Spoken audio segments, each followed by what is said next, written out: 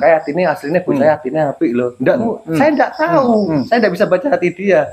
Pokoknya dia sopan ke saya, saya kasih kepercayaan dia lakukan, ya saya akan memberikan imbalannya. Meskipun dia baik hati tapi kalau jelek ke saya, loh gimana? Apa yang kau tunjukkan saja. Gitu.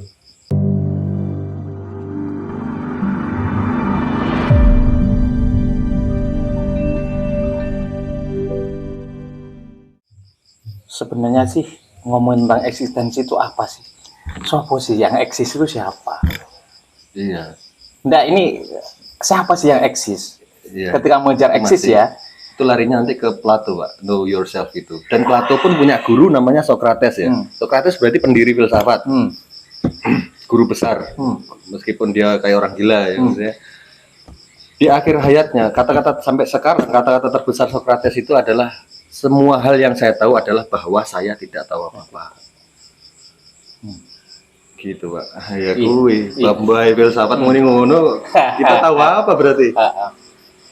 Gitu. Di satu sisi kita sepakat seperti yang dia ngomongin Mas Rama tadi ya, hidupnya absurd. Terus kalau mungkin tidak perlu memandang orang lain dari kacamata orang lain gitu kan. Termasuk kalau kita itu mengukur diri kita dengan pandang orang lain, kita kan nggak bisa menjadi diri kita itu kan. Gitu kan. Merasa tidak nyaman penilaiannya gitu kan. Ya, apa lagi sampai ngomong filosofi teras gitu ya. Iya. Kendalanya kan Pak, kenapa orang nggak mau jadi dirinya sendiri? Karena takut nggak bahagia.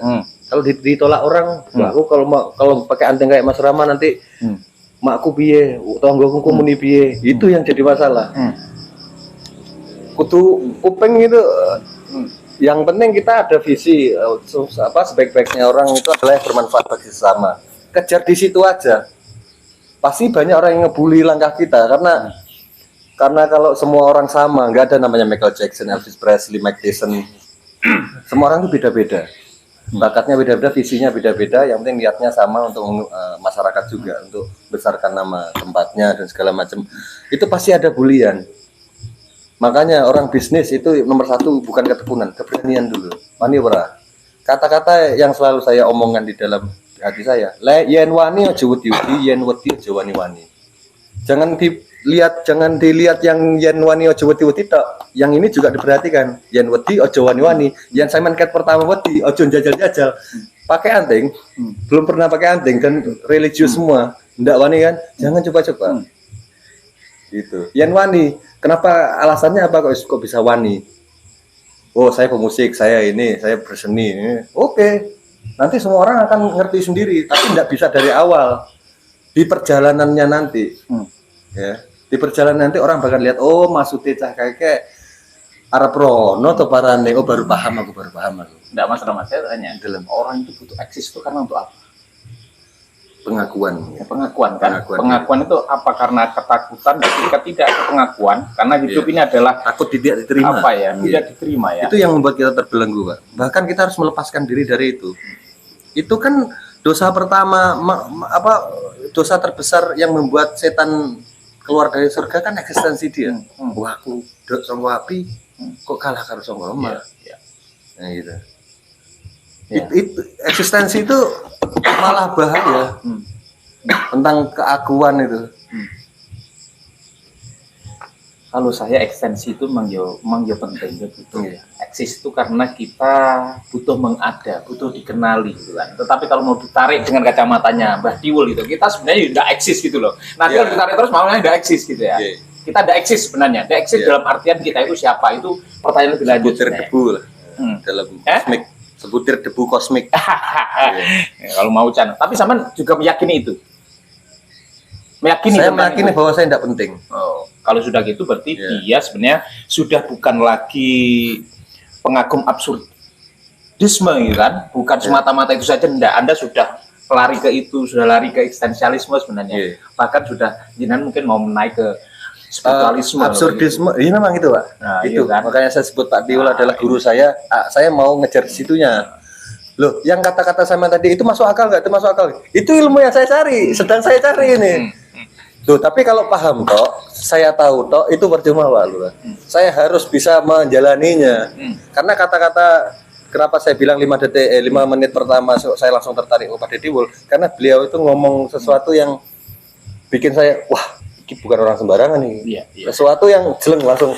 Iya. Beliau ngomong apa? Saya pun mengagumi. Ojo sing gede-gede.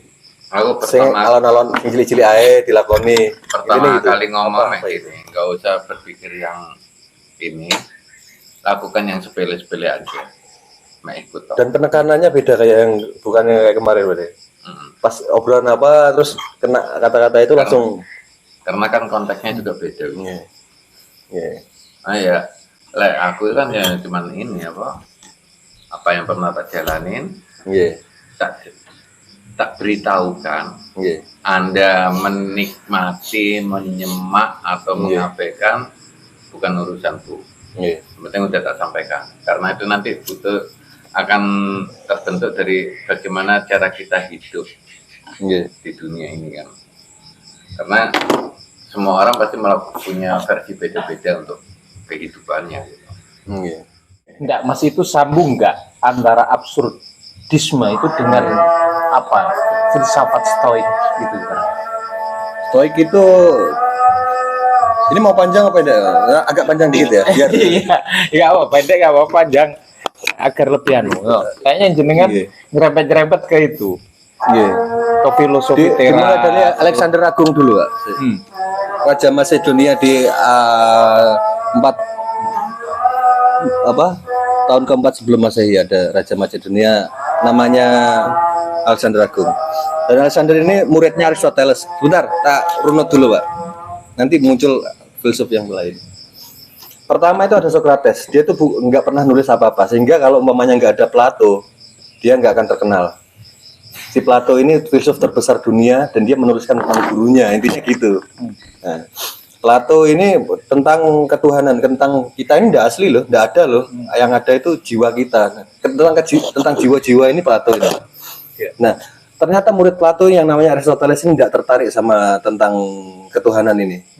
Aristoteles lebih ke ilmu pengetahuan. Ini Pak, kenapa kalau di buku kita bahasa ini kumbang ini nama Yunaninya, ini nama Latinnya, ini pertumbuhan ini yang bikin Aristoteles. Orang Yunani, muridnya Plato. Itu disebut bapak ilmu pengetahuan. Kalau dibandingkan Albert Einstein sama Aristoteles jauh. Itu guru besar ilmu pengetahuan dunia itu Aristoteles itu. Dan Aristoteles pernah dibayarin waktu Alexander Agung masih kecil, dibayarin jadi tutor privatnya. Nah, akhirnya Alexander Agung bisa jadi raja itu. Ini mau lari ke Stoik kan, Pak? Nah, lari ke Stoik. Pas Alexander Agung jadi raja, hiduplah seorang gembel namanya Diogenes. Diogenes itu hidupnya di tong, dia nggak mau pakai sendok, nggak mau pakai piring, pokoknya manuk kayak kok penak memang langsung, aku langsung aja rasanya. Dia filsafat nihilisme sinisme Pak. Sinisme itu orang kuno kabeh. Gelandangan lah intinya.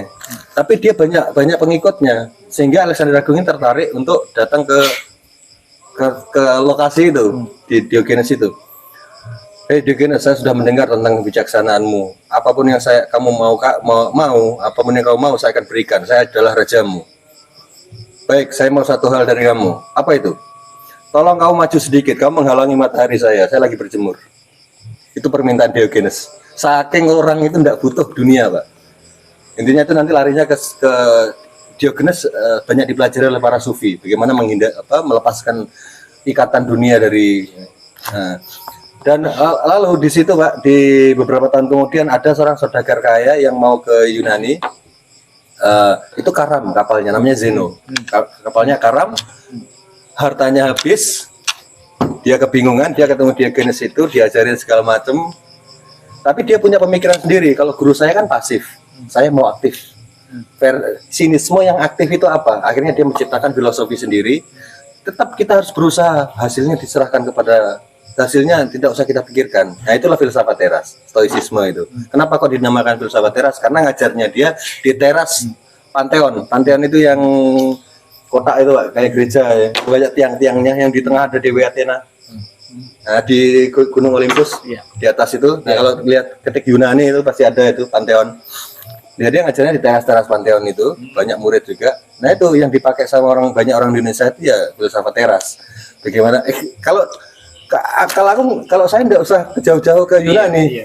Nabi Muhammad itu pernah ngajarin, pokoknya ikhtiar dan tawakal. Ya semua teras. Ikhtiar dan tawakal. Cuman untuk tawakalnya itu saya berat, Pak. Makanya saya lari cari yang lain. Iya. Absurdisme ini saya temukan. Ini absurd loh hidup ini. Yang penting bagaimana kamu menikmati proses detik demi detik, ini yang penting. Hasilnya itu kan tidak pasti. Bisa ketemu. Bayangkan begini aja, Mas. Bayangkan sekarang lagi gempa. Bayangkan aja 5 detik aja. Gempa, kita kebingungan, kejatuhan semua. Tutup mata 5 detik, ketika buka ternyata nggak gempa. Bersyukur nggak? Bersyukur. Itu absurdisme. Yang dikejar di absurdisme itu. Nggak usah ngejar jauh-jauh, yang dekat-dekat dulu. Bagaimana saya bahagianya ketemu Pak Deddy Wol itu sudah keindahan gitu. Nah, tetap kita rencana ke depan. Kan Raja Sisyphus itu kan pasti punya rencana liwatnya dalan endi sing biar ini batu ini bisa nyampe atas. Dia kan tugasnya bukan diam, tapi mengangkat batu. Bayangkan dulu jadi Raja Sisyphus. Selama hidupnya sampai dia mati dia bakalan disuruh begitu. Nyunggi batu terus. Tugas kita adalah jadi Raja Sisyphus yang bahagia. Iya caranya. Tapi selepas itu Anda menemukan filsafat baru lagi nggak setelah absurd? Saya sudah belajar sufi, ini guru besar saya nih, Maulana Jalaluddin Rumi. Tapi aduh enggak ke arah situ saya, malah lebih memusingkan lagi. Dia sudah bercinta loh dengan Allah itu kayak, kalau boleh saya jenengan ini kok ya. Penyuka novel filsafat kayaknya ya. Iya, pelajaran filsafat itu. Kayak suka novel filsafat ini. Tuntas kayaknya ini dunia Shopee-nya ini tuntas kayaknya ini. Dia pernah baca. Iya kan? Kayaknya indah sekali nih ya. Itu mah buku basic, Pak. Basic. Buku basic ya Shopee saya basic. Keren.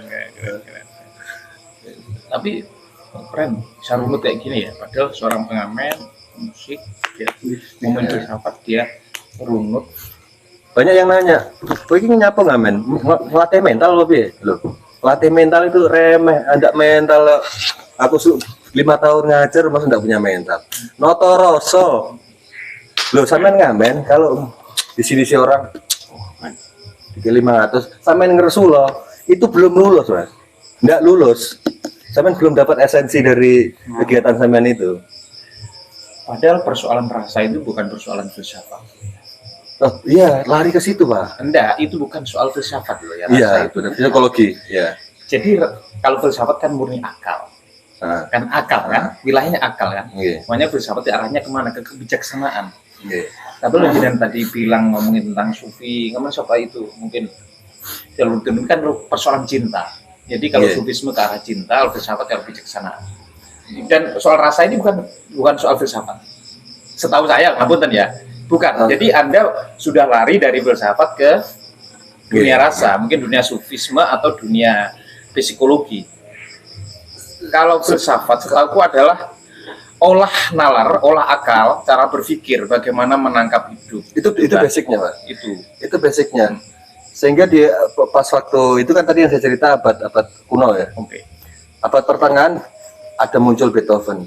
Beethoven itu apa? Seorang musisi, Pak. Dianggap filsuf juga. Loh kok musik? William Shakespeare yang bikin Romeo and Juliet itu. Dia itu seorang sutradara, drama, teater. Kenapa kok disebut filsuf juga? Karena di zaman kuno orang itu bingung masalah Tuhan piye, kan belum ada para nabi itu, Pak. Menjelaskan tentang dunia lain segala macam. Akhirnya mereka kalau gitu saya aja yang jadi Tuhan. Loh, caranya gimana? Ciptakan karya. Umpamanya saya bikin novel. Ini filsafatnya siapa ya? Yang gini, Pak, intinya. Saya membuat novel tentang Mas Bondan. Mas Bondan itu seorang penulis yang menceritakan tentang Mas Bondan namanya Mas Ardi. Mas Ardi juga seorang penulis yang menjelaskan tentang Pak Cari. Ya, siapa yang berkuasa di sini? Apakah Pak Cari? Bukan. Pak Cari itu cuma bayang-bayang imajinasi dari Mas Ardi. Berarti Mas Ardi dong Tuhannya. Bukan. Mas Ardi cuma bayang-bayang imajinasi dari Bondan. Bondan imajinasi dari Rama. Rama berarti yang kuasa. Belum tentu. Mungkin ada yang menuliskannya lagi. Itu ada juga ke situ. Karena berpikir seperti ini filsafat banget. Intinya filsafat itu kemana-mana, Pak. Arahnya enggak satu. Ngapunten, mungkin kalau persoalan rasa tadi bukan filsafat. Kalau rasa ya, rasa itu lebih ke olah jiwa. Makanya kalau di Jawa ada istilah apa ilmu jiwa. Kalau di Jawa itu ada Ki Ageng Surya Mentaram, itu belum begitu bisa dibawa ke ranah filsafat. Nah, Jawa itu karena ilmunya warasa, lebih ke psikologi dan kejiwaan, mungkin larinya juga ke spiritualisme. Makanya kalau filsafat mungkin lebih murni ke olah akal. Olah akal, logik. Arahnya ke kebijaksanaan hidup, ke kebijaksanaan hidup, gitu kan. Dan plan hidup yang didasarkan oleh akal. Nah, punten, ini bukan ranah agama ya. Jangan ngomongin agama langsung, kalau ngomongin akal, karena ada bahasa. Apa itu agama? Gitu kan? Agama adalah pintu masuk setelah dari puncak akal. Jadi puncak daripada filsafat itu baru pintu masuk agama. Ngapunten. Betul, Pak. Jadi agama ini sudah hal lain sebenarnya kalau ngomongin itu. Jadi filsafat ketika sudah puncak filsafat baru pintu masuk ke ranah agama. Karena agama ini lebih banyak hal-hal sifatnya eskatologis. Jadi persoalan baik benar, aku ngrugek nih kowe boga, itu tidak usah dibahas oleh agama. Cukup akal itu. Aku jiwit mati wala betul ndak ngrugek ndak usah pakai agama, ndak usah pakai dalil itu. Coba pakai akal. Kata-kata terbesar salah satu kata-kata terbesar di filsafat juga, kalau kamu belajar filsafat setengah-setengah, kamu akan jadi kafir. Tapi kalau kamu belajar seluruhnya, kamu akan jadi beriman seutuhnya.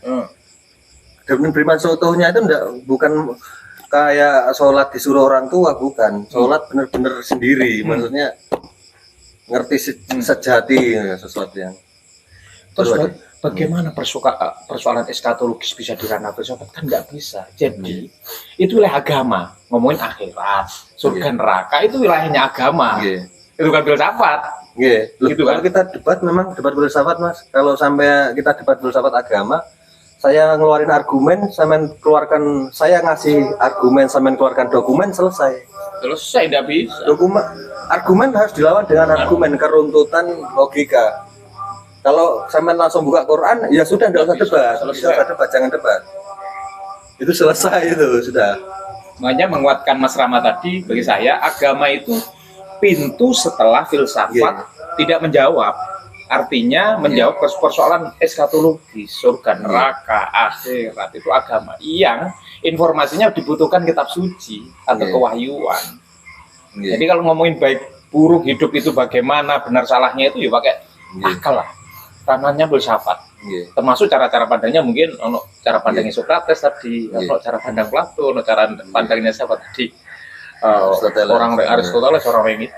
Cara pandangnya itu terus dialektis. Yang saya suka dengan cara pandang filsafat ini kan tidak mengeluarkan dogma, tidak mengeluarkan dokumen, tidak mengeluarkan dalil dulu, tapi ayo kita berargumen. Mas Rama punya kebenaran, saya punya kebenaran.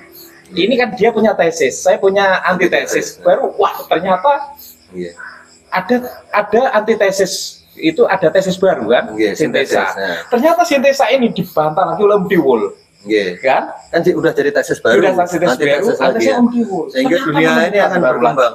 Dunia akan berkembang kalau gitu. Om Tiwul di tengah-tengah menemukan tesis baru. Om Tiwul kemudian didapat oleh Bondan, antitesis baru, menemukan kebenaran baru. Artinya apa? Tidak ada kebenaran yang final. Enggak ada, belum. Jadi hari ini benar, bisa jadi besok kita salah. Ini saya pegangin. Mungkin Mas Rama sama itu. Dan yang pasti, wah kayaknya mumet banget loh. Ini kayak main catur aja, Mas. Kita nggak nyari menang kalah.